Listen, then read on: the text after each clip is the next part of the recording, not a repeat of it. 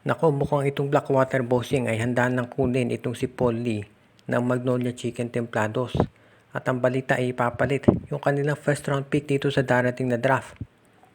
Alam natin na number 1 pick itong Converge, number 2 pick itong Blackwater. Pero ngayon mukhang Blackwater gusto nang i-trade yung kanilang pick dito sa Magnolia para makuha to si Paul Lee. Ang dahilan ay kinuha kasi ng TNT itong si Rain ng Batak, yung kanilang point guard.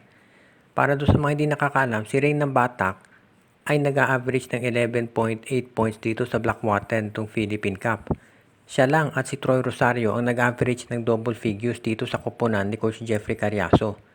Ngayon wala na si ng Batak at maraming naniniwala hindi na rin babalik dyan si Troy Rosario. So mawawala yung top 2, yung only 2 players ng Blackwater na nag-average ng double figures. So kailangan nilang kumuha ngayon ng isang player na siguradong makakascore. Of course, pwede silang kumuha sa draft pero ang mga nandyan ay mga rookie pa lamang, katulad nila Kyle Balungay. So sa tingin ko, mukhang gagawin nitong Blackwater, handa silang ibigay yung kanilang first round pick dito sa dito sa Magnolia para makuha serbisyo ni Paul Lee. Alam natin na si Paul Lee scorer yan, so pwede siyang mapunta dito sa Blackwater Bossing at magiging instant offense yan. Kaya sa tingin ko yan ang pwedeng gawin nitong Magnolia. I-offer na nila si Paul Lee dito sa Blackwater at tatanggapin yan. At sa tingin ko ang MVP group tatanggapin rin yan dahil kapag nakuha ng Blackwater si Paul Lee, pwede niyang kunin ng NLEX. Dahil eventually alam natin si Robert Bolick mapupunta rin yan dito sa TNT. So asahan natin na kung ito si Paul Lee mapunta sa Blackwater, eventually ang bagsak niyan ay isa doon sa mga MVP teams. Kaya abangan natin kung lilipat na nga ng kampo ditong si Paul Lee at sa Blackwater na. Maganda ang nilalaro ng Meralco dito sa finals. Nakaisa sila kontra sa San Miguel Beer. Umpisa pa lang. Pero ngayon, itong Meralco, balita natin, nagpaplano na rin. Pagdating dito sa playoffs o dito sa darating na draft at mukhang tinitignan nila na kumuha ng iba pang additional big men.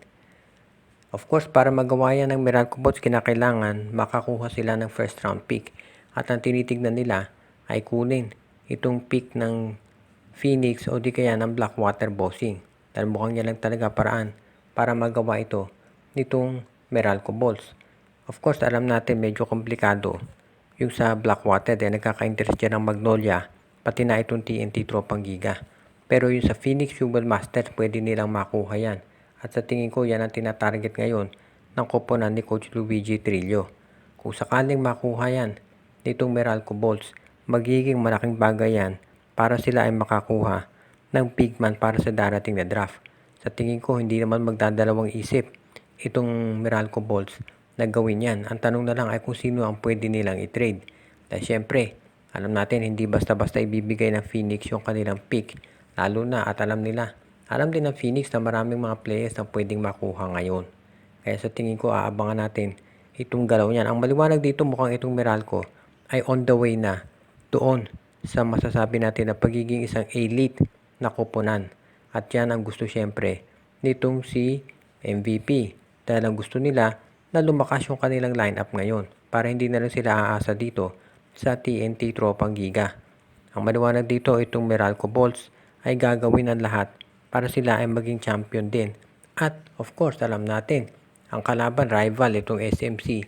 Kaya magfo-focus sila dyan. Pero pagdating dito sa draft, asahan natin gagawa sila ng paraan para kumuha rin ng mga big men para lalo pang panlaban kay Junmar.